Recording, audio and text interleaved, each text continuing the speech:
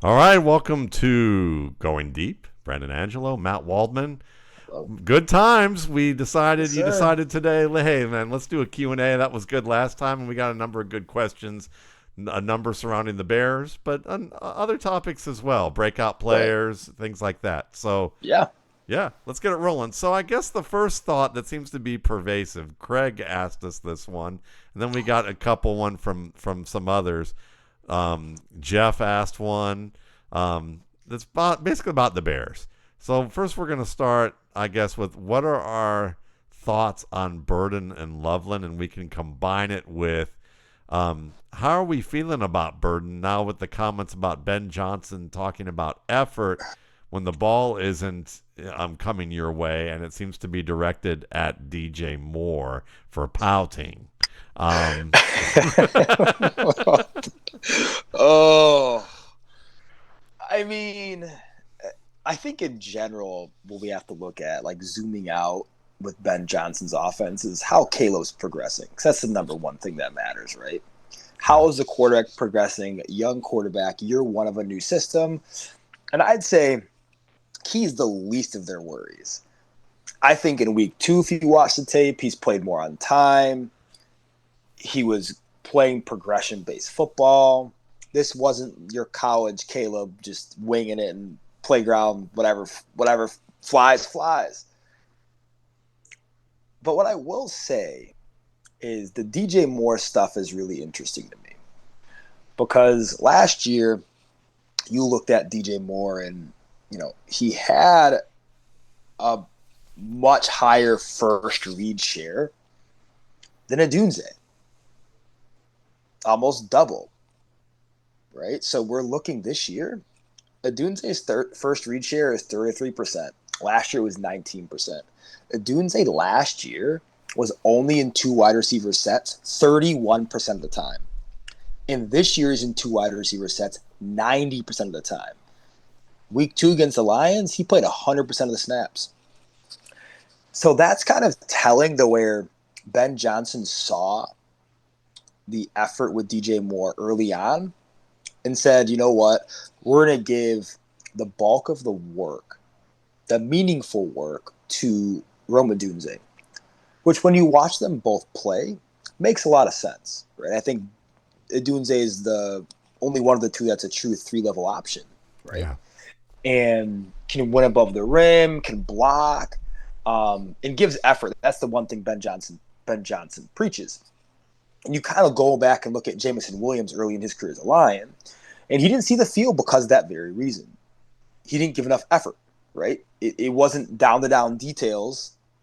It was, I'm going to turn it on, turn it off like a faucet.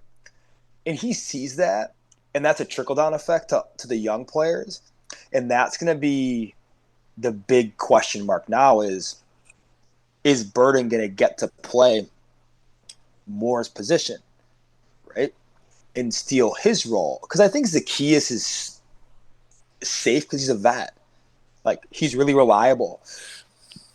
When you watch the tape on Moore, it's not good tape.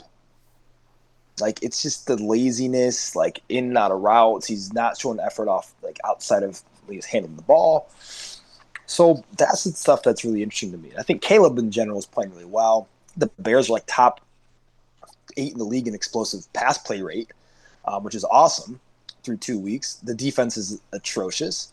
But in general, I think Bird and Loveland are going to have to play more because there's not a secondary option in the offense right now. You have no run game. I think the Bears are statistically the second worst running team in the NFL right now. And they're the best team in the NFL in yards before contact per attempt, like 1.89. So if you're the best team in yards before contact per attempt, but you are the second to last team in per down rushing efficiency, that is an indictment on your running back. And that's a big issue if you're a Ben Johnson helm team and you can't run the ball. Like that's going to be something that's going to really hinder Caleb, right? If you have a defense that's expecting pass, and even when you run it, you can't run it, And it, correct it, me it if makes I'm it a lot wrong, harder. But how many carries has the Chicago Bears backfield gotten outside of DeAndre Swift? Is it significant? I think it's under 5. So we don't really know what they have behind DeAndre Swift. No, I think in week 1, I don't think you got a single carry from any non-receiver. Actually, I think DJ Moore got like 2 or 3 carries. Kyle Monangai got very little work outside of garbage time in this past Detroit game, and Roschon Johnson hasn't recorded a single carry on the year. So you have no idea what you have in Johnson in this system, Monangai, and that's kind of the tough part is like, you have Swift who's, he's only averaging like 58 yards a game on what, like 18 carries? Like, it's just not good enough. So I think when we talk too about Loveland and Burden, how that all fits in, the number one thing the Bears got to figure out is how to run the football. Because that's going to open up so much more in the pass game. Like right now, I mean, you look at this Bears offense, it's just Caleb's going to have to throw the ball 35, 40 times for you to have a chance. If you're getting into 2nd and 8 every single time you touch the football, it's just not going to cut it. Yeah. And I think those are great points because I think there's a few things going on here. And maybe we're going to get a little conspiracy theorist about this, but I think it's also just a little bit about management 101. You're a new coach. You probably want to shake some things up. You probably also know that there are some established players in the pecking order that you probably wouldn't want if you could come in and get rid of them. But they're being paid a fairly nice sum, and they're here to stay. And maybe even the front office is like favoring those guys because, again, they made those past investments in them. So they may have made hefty investments in them in some regards. They've staked their careers on it. So what's the best way? Mike Shanahan knows this very well in what he did with Jake Plummer and Jay Cutler and how he basically took out some of the best plays in Jake Plummer's playbook that happened the year before so that he could get Jay Cutler in there earlier and didn't have to he didn't have to make that change when Jake Plummer was the favorite of the locker room. Now, I'm not saying that Ben Johnson is creating scenarios to make DeAndre Swift or DJ Moore look bad. They're doing it all on their own if you actually look at what's going on. But I think he understands that I have to work with them to begin with, and we'll just let the film show what it shows. We'll let the stats show what it shows. We'll let the people complain a little bit about what it is, and we will try to play winning football with them. But if it doesn't work, well, I've got some guys that we'll give it a try to after that. They're not paid as much, or they're rookies, but it's 2 games. I've got enough things to focus on right now studying with a new regime. One of them is to make sure my quarterback is playing well, and he is, and to make sure that my quarterback doesn't implode when there's a Tyler Dune article out there that isn't well sourced, might be well written, I don't know, but in terms of the way a journalist would teach a class, they would teach that class and say, this is not how you go about using sources. This is not how you list sources. This is not how you refer to things without having any specifics about what that source's function is and who's saying what within those sources. It just basically makes the whole thing unbelievable, even if we all know that there might be some things that are believable to some extent, or possibly so, if you just sourced it better. At the same time, I could source an article where I could do it the same shoddy way. I could source an article in the same shoddy way and write it and make it sound the exact opposite, as if the Bears scouting staff is basically a bunch of guys who think that they work at the NSA in terms of the level of importance and sophistication of what their jobs were, but they were more the equivalent of the NFL's DMV, and probably not as good as the DMV.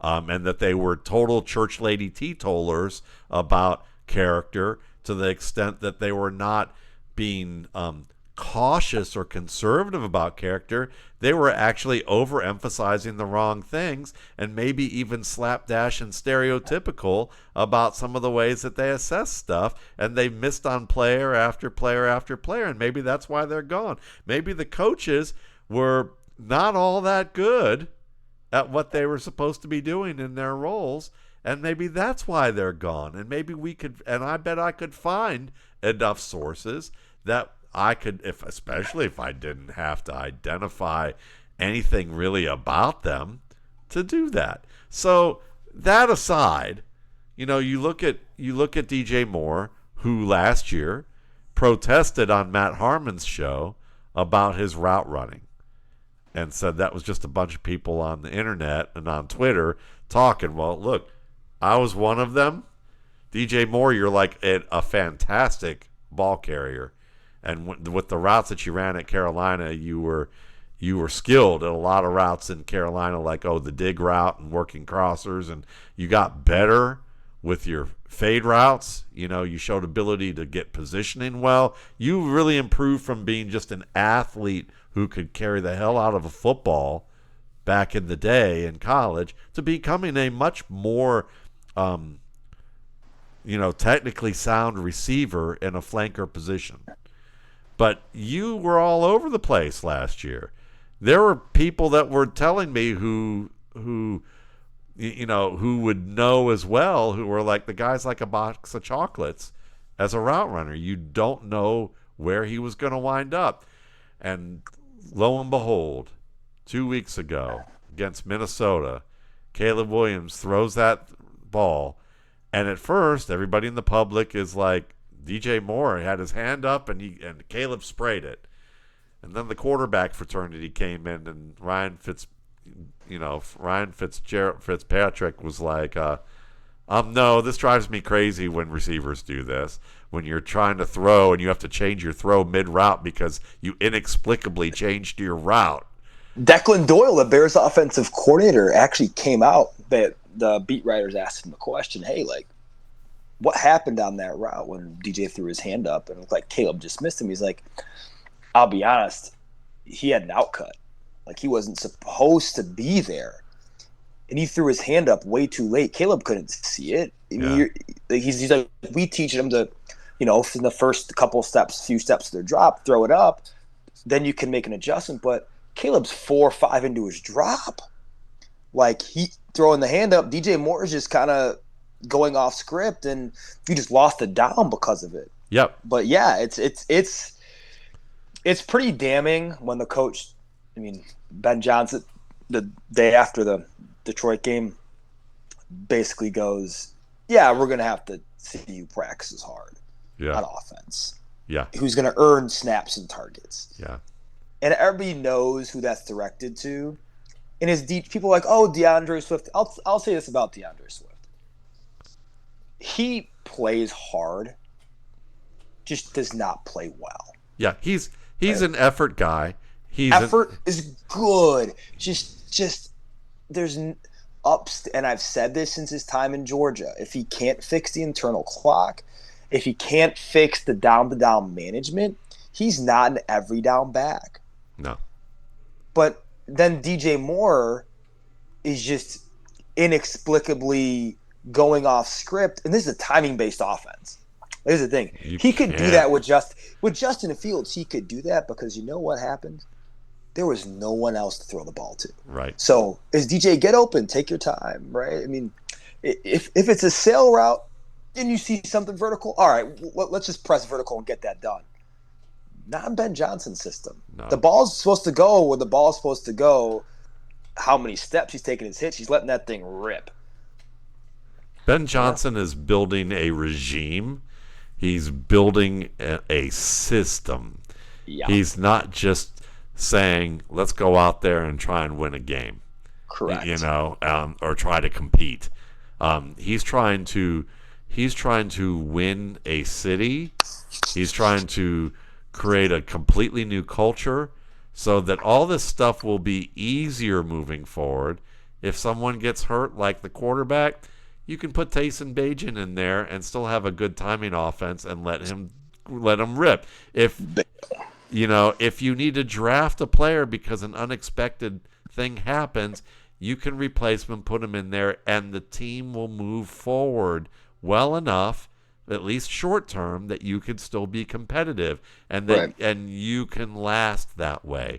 And now he's trying to teach players, an executive team, and a city how to play winning football. Right.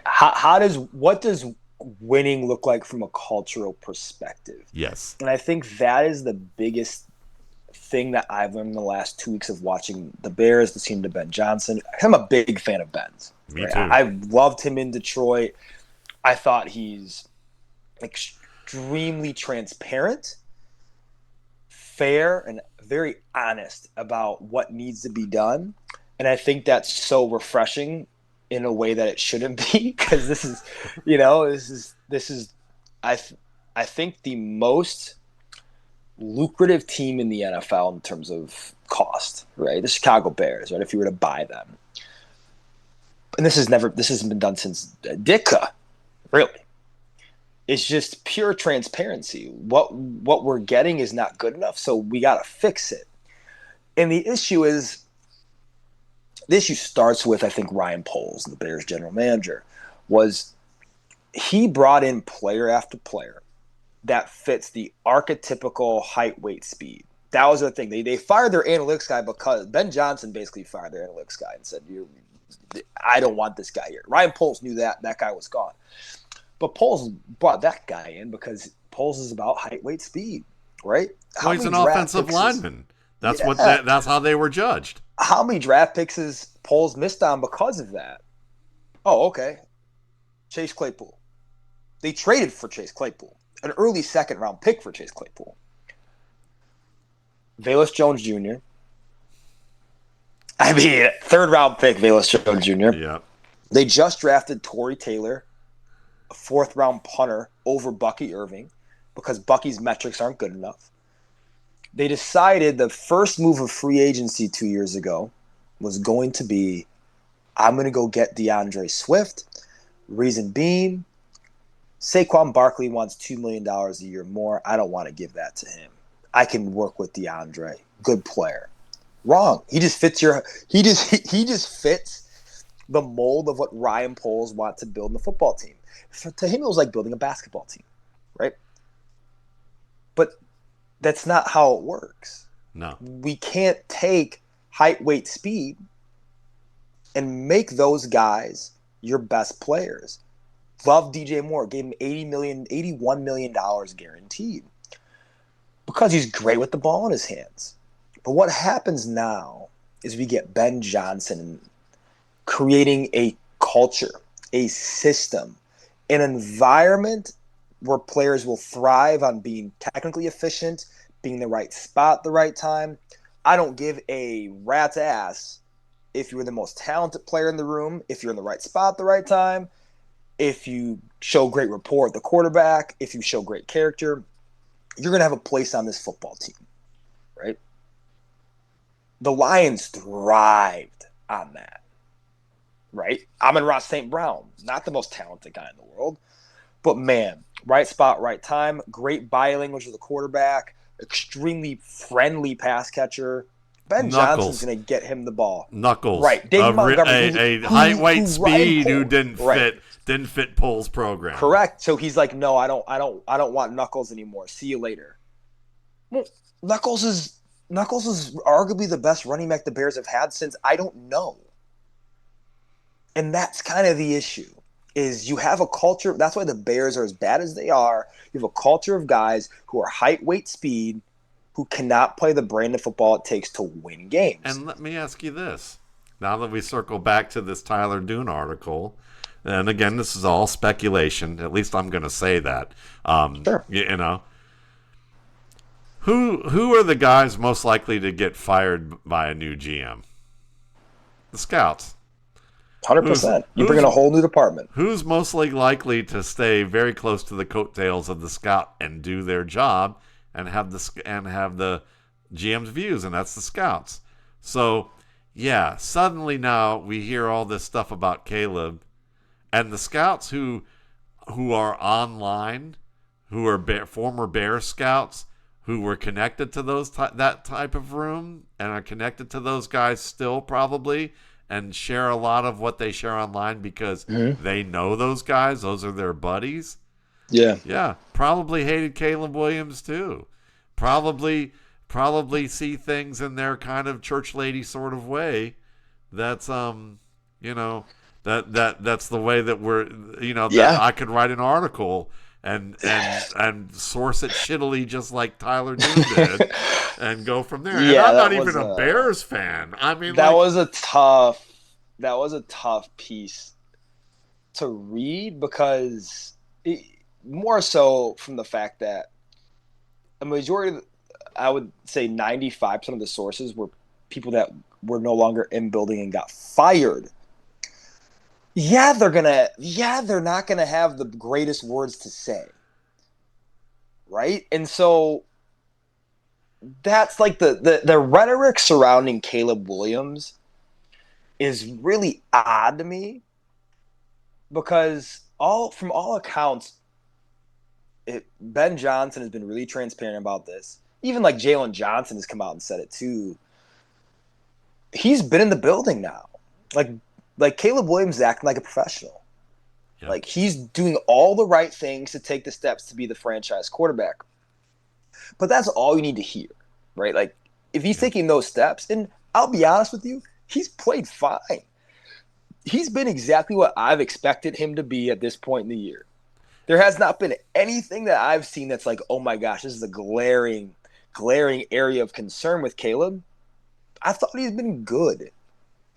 Last year, I'll say this, there was a certain rookie quarterback who got yelled at by his coach, and then he yelled back at his coach on the sideline.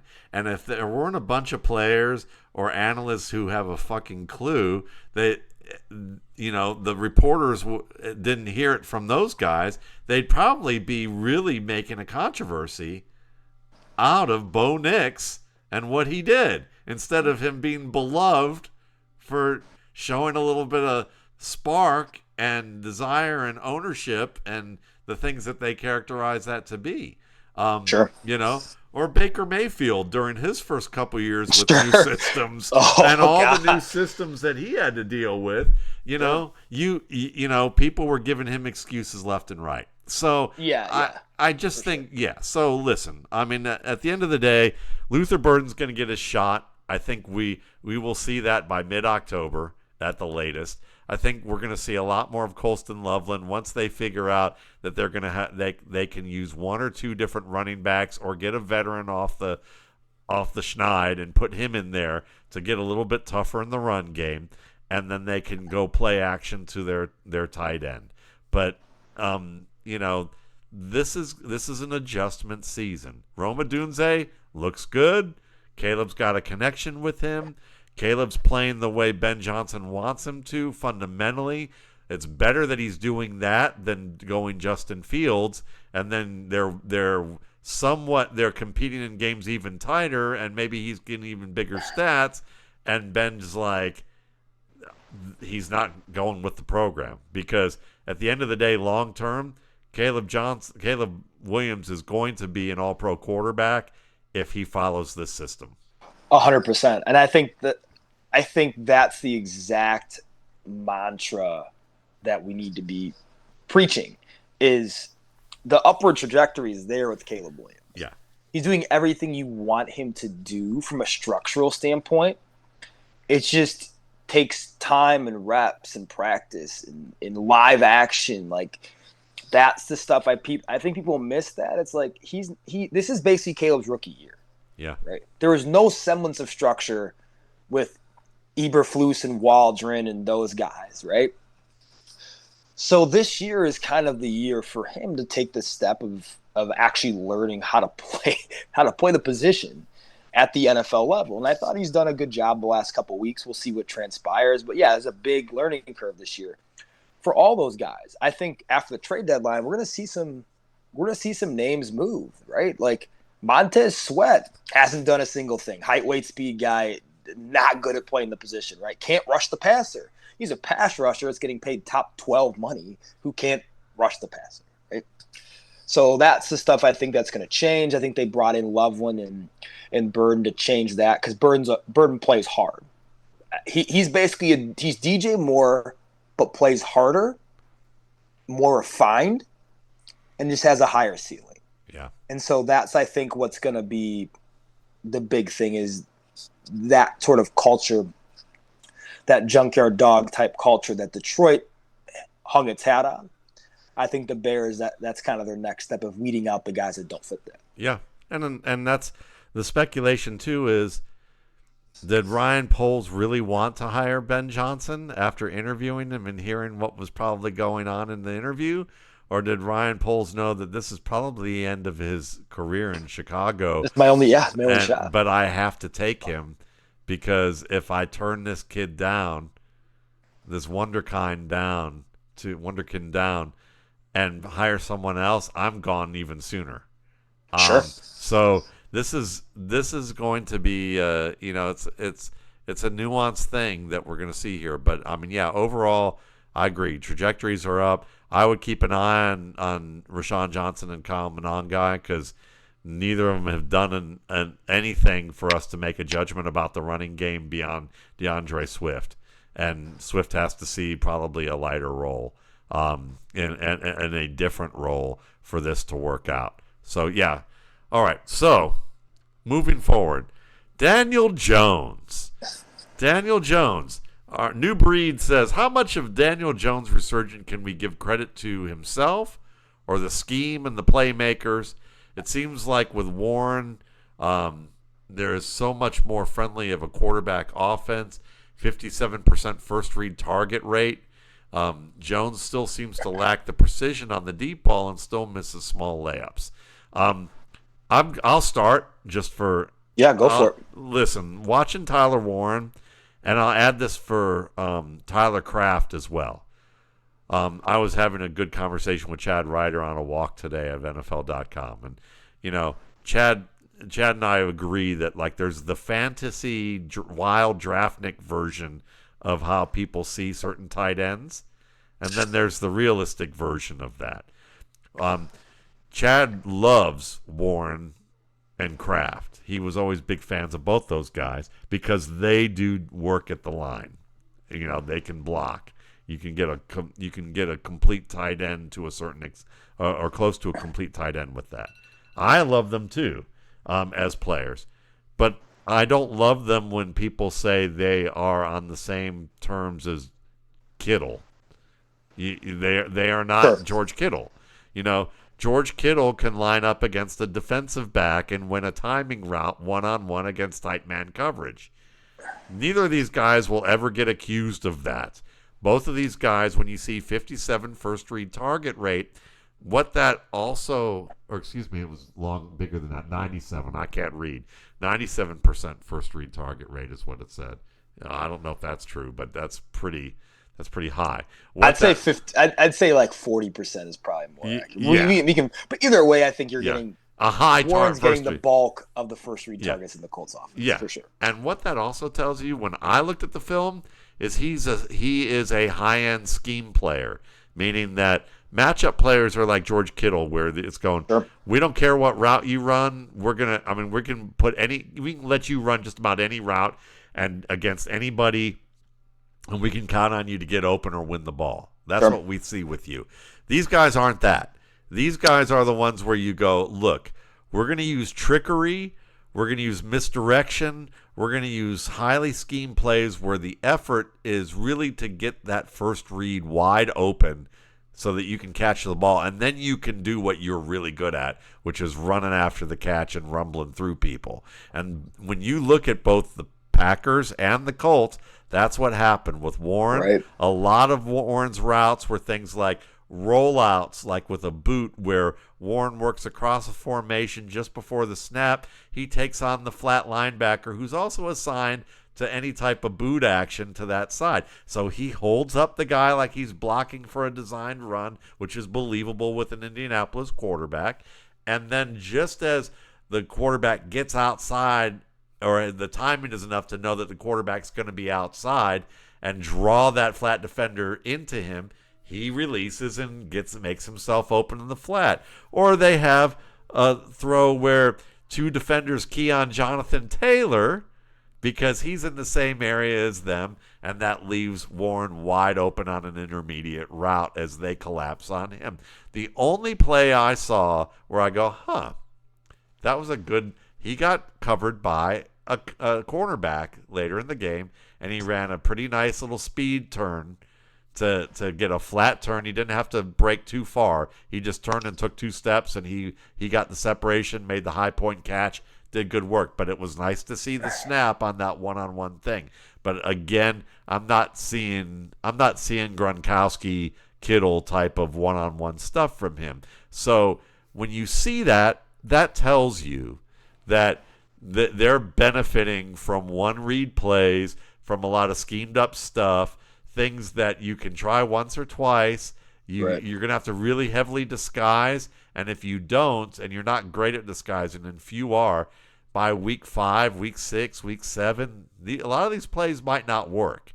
And so, from what I saw of Daniel Jones, I still saw some decent deep shots. I saw a beautiful play that he threw to Josh Downs where he slid to his left under pressure and threw it while getting hit, and it was well placed. I mean, he's playing good football within the scheme, but I don't think that scheme may be sustainable for what they're going to do throughout the season. And you still saw the red zone gaffe at the end of the game that could have put Denver back into it, where I believe he took a sack. I think that was what it was, is he took a sack at the end of the game where he should have known there was literally 3 men defenders on one side, and you could see they could overload a blitz against 2 on the left. And Daniel Jones looks at it pre-snap just before he takes the snap and turns away and looks to his right. And Peyton Manning or Tom Brady or Joe Burrow or, they would have known that I've got 2 seconds to get that ball out to one read in the red zone. And if I don't get it, just throw it to the boundary. And Daniel Jones turns right back and go, oh, why is there a defender in my face? Because you're pocket deaf, and you always have been. And so then he gets sacked and takes a huge loss, and they don't score, and Denver gets back into it. And if they didn't screw that up, that could have been the backbreaker. So I'm excited for Daniel Jones that it went well, but I'm skeptical that it's going to continue to. What about you? Yeah, no, I agree, because you look at Shane's offense when he was with Philly, right? He had Jalen Hurts. It was Hurts, Goddard, and Devonta Smith was in his rookie year out of Alabama. And you look at it, and Devonta had a good year, like 900-plus yards receiving. Dallas Goedert had 830 and 7, which is a great year for a tight end. And you look at that offense and what it looked like. And this is Jalen Hurts is young in his career, second-year player, I believe, at the time. He had like 3,000 through the air and 750 on the ground, and like 10 touchdowns, right? The differentiator between Hurts and Daniel Jones, in a sense, is Hurts is very pocket smart, in my opinion. He doesn't get enough credit for being that. And the out-of-structure plays, Hurts can create because he knows it's going to be out of structure, right? He knows what's coming. He knows what the looks are when they're happening. He's a very cerebral quarterback. So Steichen's just dumbing that down and being very first read heavy, right? It's kind of like what we're seeing right now in Jacksonville with Liam Cohen. It's a very first read heavy offense, right? It's different when he had Baker as his quarterback. When Baker can get to his second, third, fourth easily and has the arm talent and accuracy to get it to them on time, right? Trevor Lawrence does not. No, not yet. Daniel Jones does not No. at that level. So if you're playing within the structure of what Steichen wants you to play and the timing of the first read in the progression, then it's going to look really good. You're going to put up points. Obviously, Miami's not a great defense. The Broncos are a good defense, but I also think this is the first time I think in Steichen's tenure they've had a number one option in Tyler Warren, and he's a really quarterback friendly one with his frame, his overall just his size, and his route running is good, not great, but he's making himself available for the quarterback. So if Jones makes a mistake, he can go down and get it. He can high point it. He can shield out the defender. That stuff is awesome, and Daniel Jones needs that guy. And so that's really important for him, right? That's what Jalen Hurts had Dallas Goedert at that realm. So I'm in agreement with you. I think as we get later on in the year and defenses get more tape on what Steichen's asking Jones to do, then it's going to be, okay, how can Daniel Jones make the adjustment knowing his first read's not going to be there? How can he get to his second and third in the progression without getting pocket deaf and having everybody barreling down? Because that's the thing, too, is like post-ACL Daniel Jones is not pre-ACL Jones. He doesn't have that same linear explosion. So before, he could just kind of get his God shot with his legs and just throw the ball out of bounds or just get a few yards on the ground. He can't do that as much anymore. So he's going to have to rely more on, the upstairs part of the game of playing quarterback, which I don't know how much of that he has. We'll see. But I'm encouraged by what I see from the Colts as a whole. I think this is a good team, not a great team. But I think the number one takeaway from Indianapolis is Jonathan Taylor is playing really good football. Yeah. And I think he's playing all pro football. He's been awesome for them. And I think he's going to be the rock of that offense 100%. Love it. All right, so let's go on the other side of that game. Troy Franklin, Craig wants to know, that breakout game, is that a sign of things to come? And then he wants to know what's going on with Matthew Golden. So let's start with Franklin. Sure. I think it was encouraging in Franklin's last year at Oregon. Right? You saw the steps, like over 3 yards per route run. Awesome, right? So that stuff was good, but the catch point inconsistencies and the inability to run a full tree were the big concerns, at least mine, surrounding Franklin's game coming out of Oregon. We look at now with Sean Payton. What Sean Payton does really, really well is he caters around what young players do at their best. And Franklin's game is kind of evolving. You're seeing the confidence going. He's a great deep target with his speed and length. Obviously, he has the rapport with Bo Nix to be on time with those. I think you're getting him scheme touches early in the game with the screens. And that's the big thing, right? If you want to grow a player's confidence, get the ball in their hands, right? Let them be an athlete. Because at this time in their career, they're more athletic than they might ever be. So we want to make sure those guys can get their touches from a scheme perspective, because you want a Franklin to evolve into your secondary option, right? Because obviously Cortland Sutton's your one. You want Franklin to evolve in your two because he poses the best level 3 threat in that whole offense. That's just how it is, right? More so than Marvin Mims. And I think that's been really encouraging to see. And then we talk about Golden, kind of in that same vein. I think Golden can run a much more complete tree than Franklin, potentially. And it's going to be, can he fill that Jaden Reed role, right? Plus, because here goes this, there's not a go-to timing option in the Green Bay offense. Right now, their number one is probably Tucker Kraft, in my opinion. But Dubs isn't really that good. I think Dontavian Wicks is hot and cold as a pure receiver of the football. Golden's been getting open. It's just, we talked to about pocket depth. There's also level depth, if that makes sense. You're depth to the second and third level of the field when there's pressure. And that's kind of Jordan Love, in my opinion, in a sense. And that's kind of the crux of his game is, if it's open early, it's great. But once we get to 1,000, 1,000, then he starts to get really skittish in terms of, oh, I got to deliver this ball in time, 50 yards down the field, and then everything else kind of winds down. Yeah. And that's kind of the tough thing is Golden's been separating deep, but can love getting the ball. And so here goes this. Golden can play in reads role, play the timing role, right? In the middle of the field in that offense and play that well. It's just, is LaFleur going to give him that is the question. I think he ultimately has to play a larger role. I think he steps into the wide receiver 3 role in that offense right now. And we talked about it before the season. I think he ends up the season as a wide receiver 1, right? As he should. He's a first round draft pick, right? In a field of not so daisies at receiver. So yeah, I think he's an interesting buy low right now when he hasn't really produced much in his first couple weeks. Yeah, I would agree with that with Golden. I think also that Wicks and Dubs have caught the ball, and so that's helpful.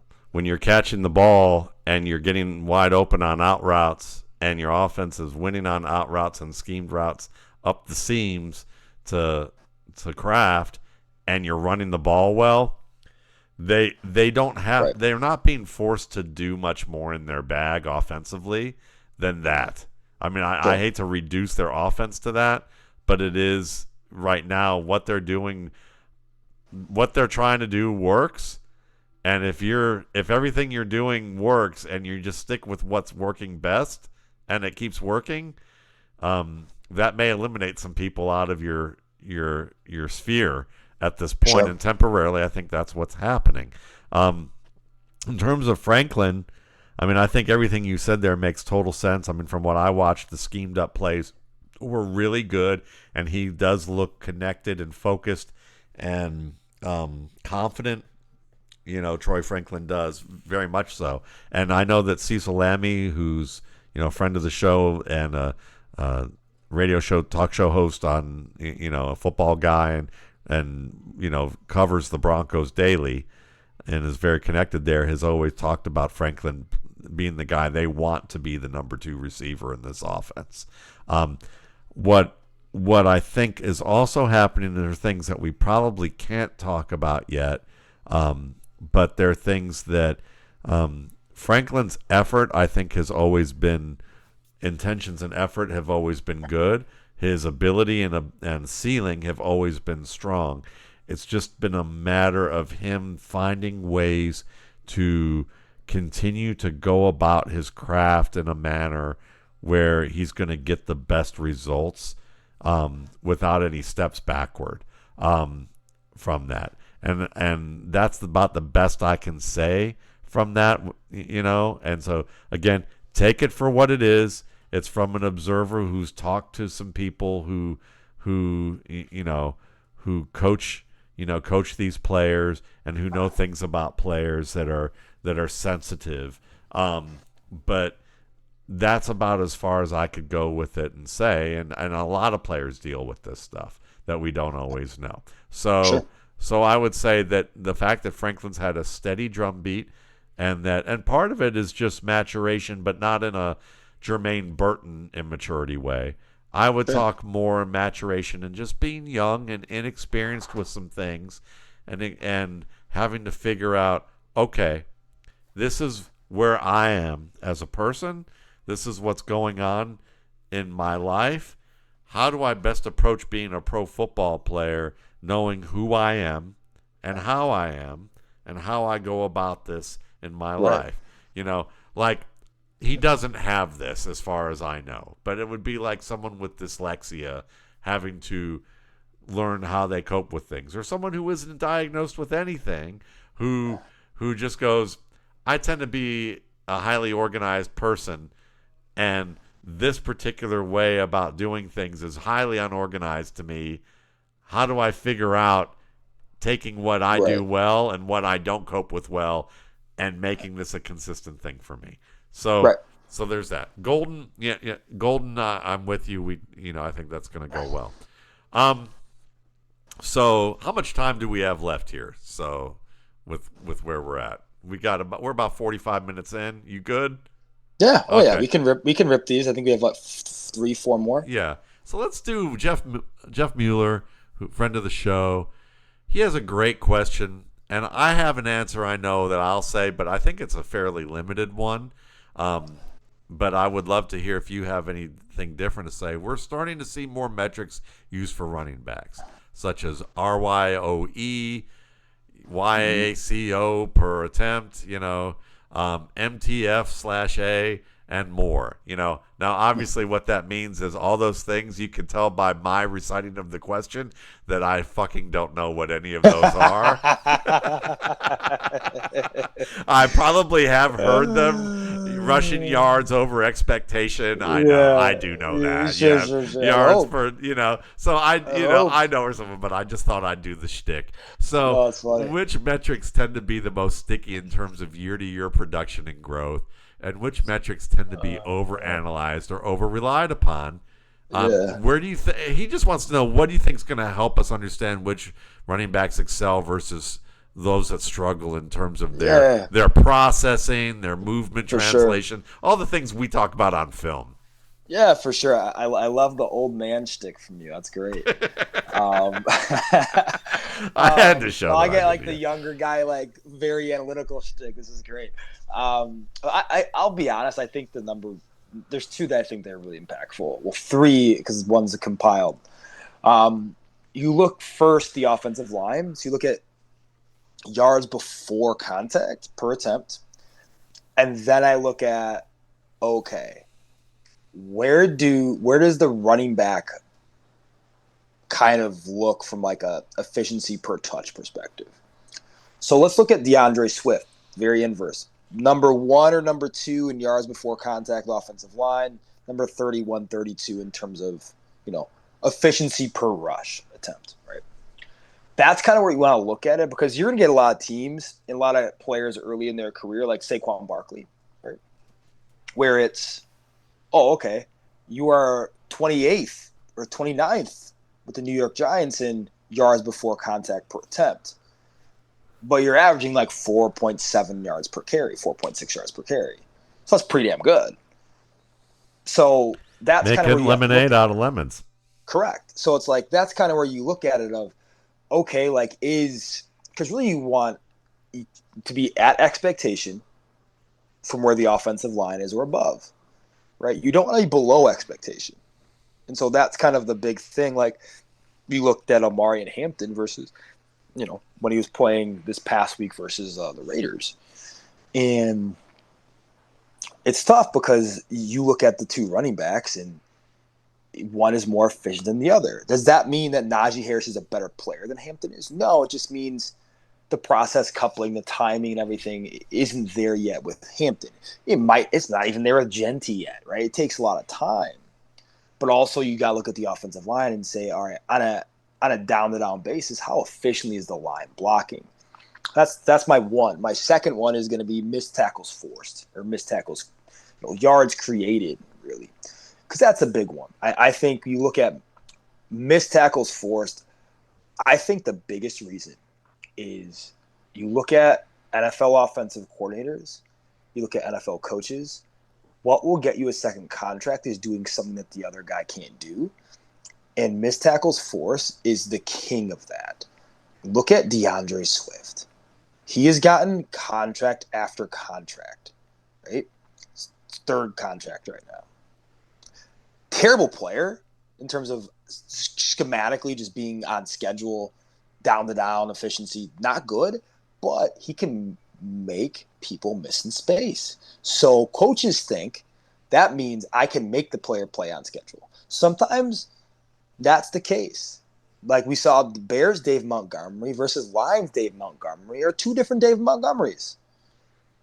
So there are cases when that works really well. But also there are cases where it just goes super south, like Miles Sanders, right? Where he was really good in Philadelphia, but outside of Philadelphia, ain't all that good.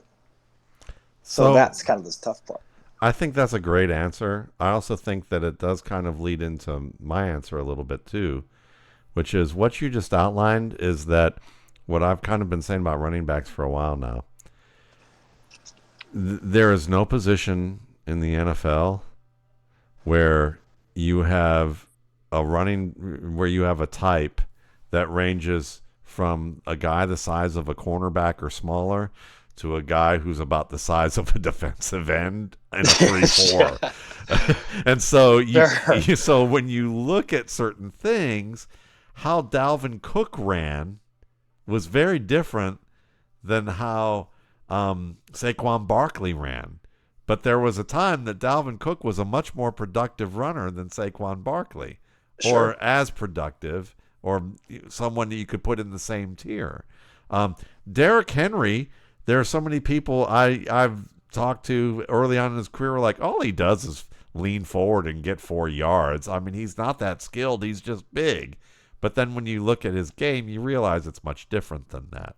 But it's like, again, he's a very different human being. And Austin Eckler is a very different human being, and it still works. But the problem, so for me, is that all these metrics can be helpful, but it's probably best to match them up with what the running back skill sets are. Right. And part of that is how they move, because how they move matters. Dalvin Cook was panned coming out of FSU from a lot of people because his spark scores were crap, that he couldn't leap. He didn't have much explosion. But if you watched his game at FSU, it was based on curvilinear movement, not on cutting. He doesn't cut. Right. Some backs aren't cutters. No, exactly. Right. And you got to know this. Watching Dalvin Cook, it's like watching it's when he moved to change direction, he'd run in place. His feet would like move like little pistons as he rotated into the next thing. Now, he did it at a level that you wouldn't see from anybody else, but you rarely saw him make a lateral cut or a jump cut.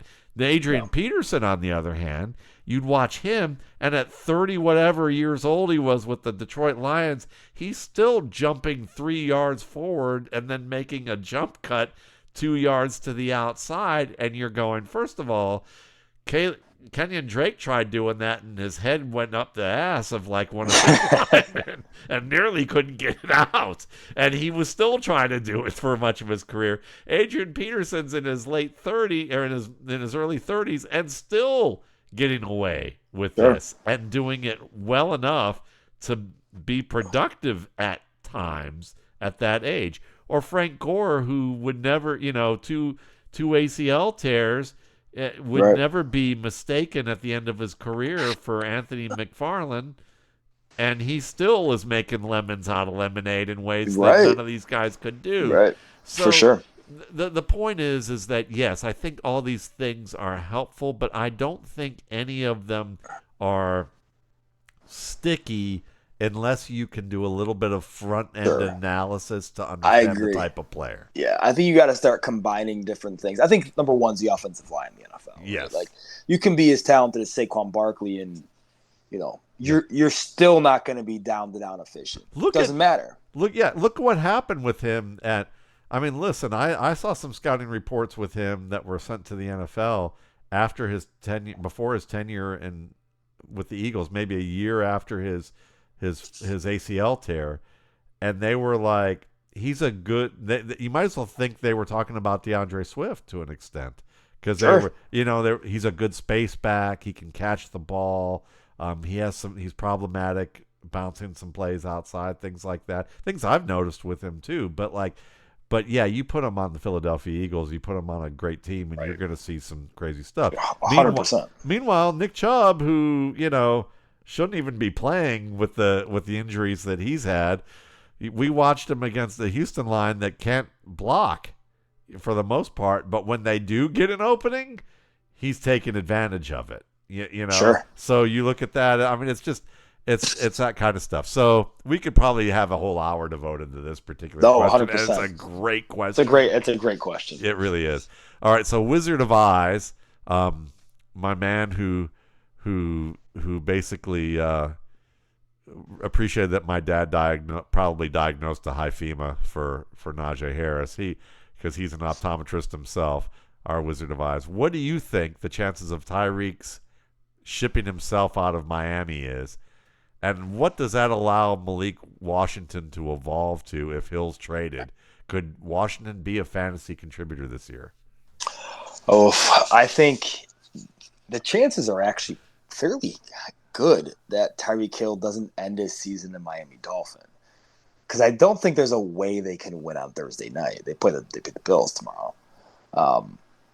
So that's going to be 0-3. Yeah. McDaniels is on the hot seat. I think both McDaniel and Hill are elsewhere next year, and Hill at the end of this year. If that happens, I really like Malik Washington. I loved him at Virginia. I thought he was awesome in a high-volume role. And he's just one of those guys that has a really good combination of just being able to play the position really well and being really good in small areas. Like really, he's a really good athlete in short spaces. And he's also available. That's the thing that's tough with that system because you get Jalen Waddle, and as talented as Waddle is, like I've never seen somebody come out of the game more than Jalen Waddle does. Like it seems like it's every week. So you can't really rely on him to be your number one target because we don't know if he's there all the time, right? I think he's questionable going in tomorrow. So Italian sports car. Yeah, 100%, right? I mean, you're driving a Ferrari in Chicago in the winter. Looks good. Does it work? Probably not very well.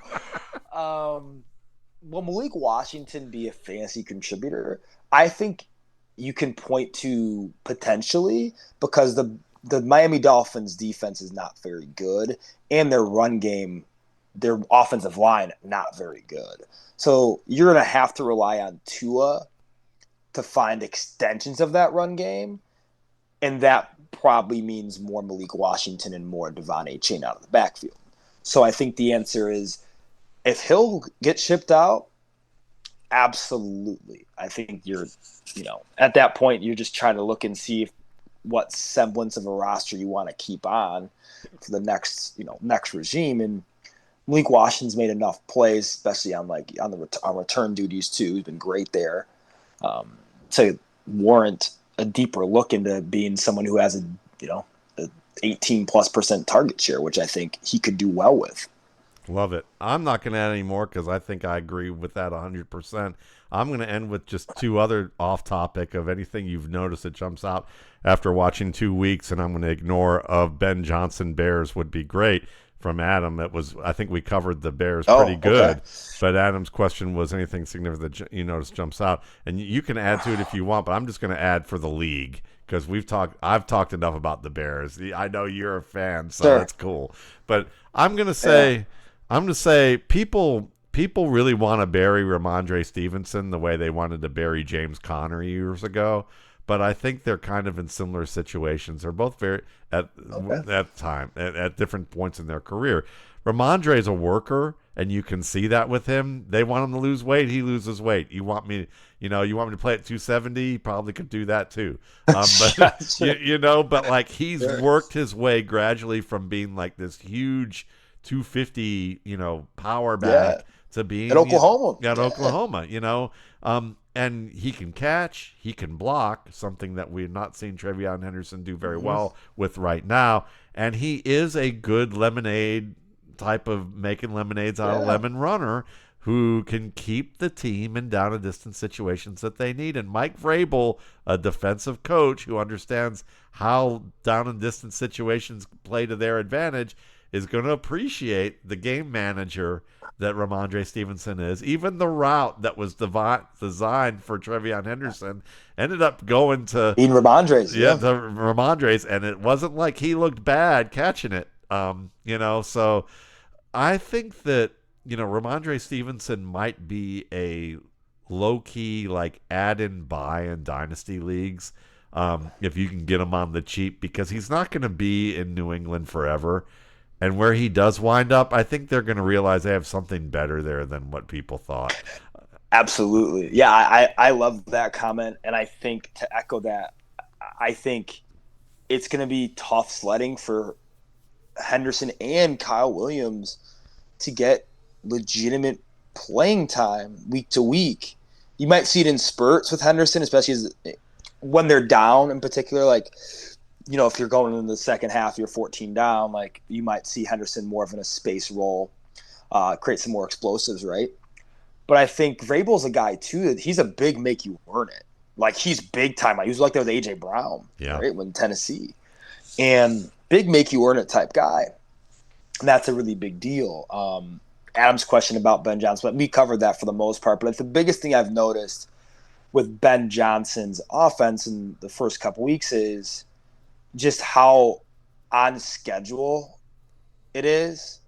Like that's the number one thing is Caleb is operating to where the play is designed for the most part, which is the most encouraging thing to me. So that's my number one takeaway. My number two takeaway is I think Odunze is developing into the top 10 pick that we hoped he would develop into. Love it.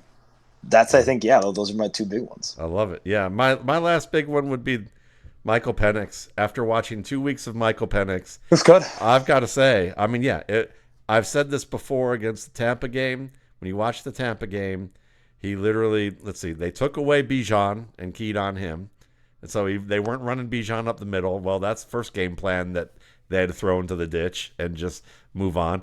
Oh, they have all these shifts and motions that Kirk Cousins was complaining about or just lamenting about how hard it was to learn.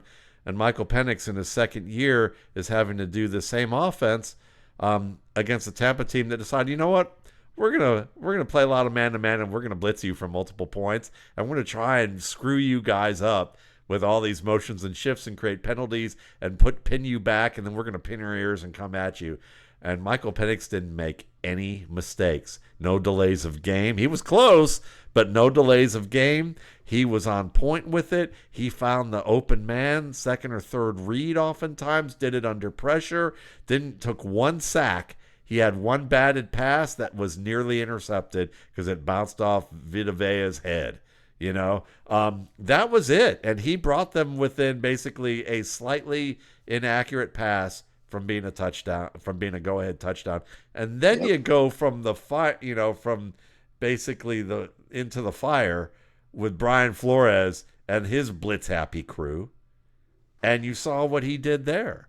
The funny thing is, this is the worst Penix looks because he's not playing his game in terms of the way you want him to play his game.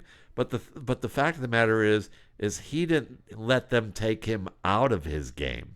Like in the sense of like he didn't make mistakes. They took him out of his game and he played with poise and still played competitive football and didn't make any mistakes that hurt the team. Imagine what happens when he starts playing Carolina or playing New Orleans or starts, or gets another look at Tampa. And now he's like playing teams and also playing teams that aren't blitz happy. You're going to start seeing some of those Warren Moon-esque throws that this guy can make, and it's going to be on. I mean, I think Atlanta may have gotten. I thought Atlanta got the second best quarterback in this draft class, and I'm still feeling that way now. Has he been? This is a great segue.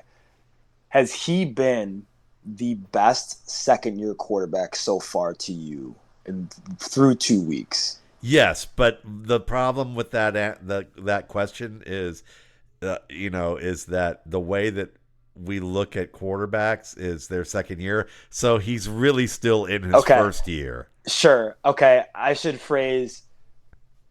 Has he been the one that you watched so far that has surpassed your expectation of what he would look like at this point? Yes, because of how they played him. Like they really forced him to be something that I think most people didn't think he'd be. I think there are a lot of people that thought he was some like thoughtless, arm happy, like power thrower, like he was Drew Lock, And it was just Sure. like, pretty ball. Just throw the pretty ball. You know? What is it? Dumb and Dumber, Pretty Bird. Exactly. You know, and I felt like, That's Drew's awesome. smart enough not to do that, but he didn't work at it like that, But like It's that's the voice in Drew's head. That's the only reason. pretty ball, just Yeah. throw the pretty ball. But like he legitimately showed like, no, dude, I'm prepared. And he looked good, man. I'm Really I'm good. enthused.